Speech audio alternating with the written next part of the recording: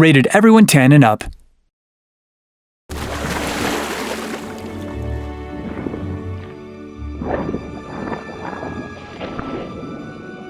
L'histoire de Darwin, c'est un poulpe qui se retrouve pêché mystérieusement et qui se retrouve dans le monde des humains. Donc ça va contrarier au complet avec son univers naturel et il va juste essayer d'entrer chez lui par tous les moyens possibles. À la base, le Darwin Paradox, c'est une barrière de corail qui est une sorte de monde parfait dans l'océan. Et le paradoxe, c'est notre industrie, notre monde. Donc on a choisi ce titre pour illustrer l'aventure que va vivre notre héros. L'idée derrière ça, c'était de faire un paradoxe, d'où le titre. C'est le paradoxe entre le monde utopique et rêvé du monde animal, du monde naturel, ou le paradis premier, et le monde industriel qui ne pense qu'à détruire son environnement et à toujours grandir, qui est finalement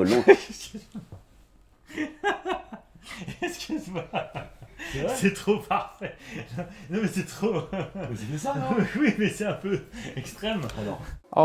Darwin's Paradox is all about Darwin who is an octopus. So it's all about how cool could it be to play an octopus, because naturally octopus are like a superhero. They have amazing abilities. They can climb everywhere. They can fit into very small spaces.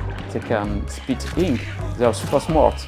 And of course, they can use camouflage, which is just amazing. Darwin étant un animal qui n'a pas d'armes, il est inoffensif, il n'a aucun moyen de se défendre. Donc les phases de camouflage sont des phases très stratégiques et très challengeantes, puisqu'il ne faut absolument pas se faire repérer. Mais ce qui était intéressant, c'était justement d'insérer ça dans le jeu pour avoir des patrouilles, des caméras, etc. qui permettent de mettre une pression sur le joueur et donc de prendre la place de Darwin pour essayer de se faufiler en toute discrétion. Chaque mauvais choix sera définitif.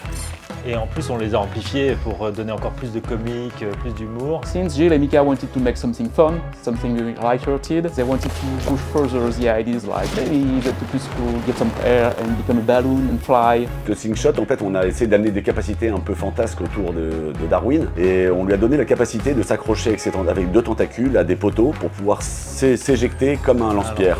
Et finalement, du coup, tout se combine. Je pense pas qu'il y ait vraiment de capacité mieux que les autres. Tout est un feeling.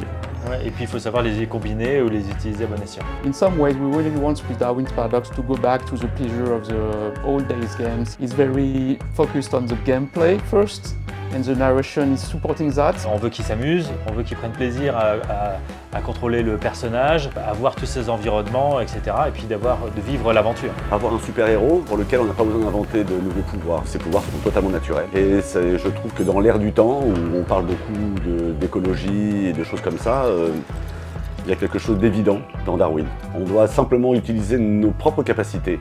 Il n'y a pas de gadget, il n'y a pas de laser, il n'y a rien de tout ça. Soyez poulpe.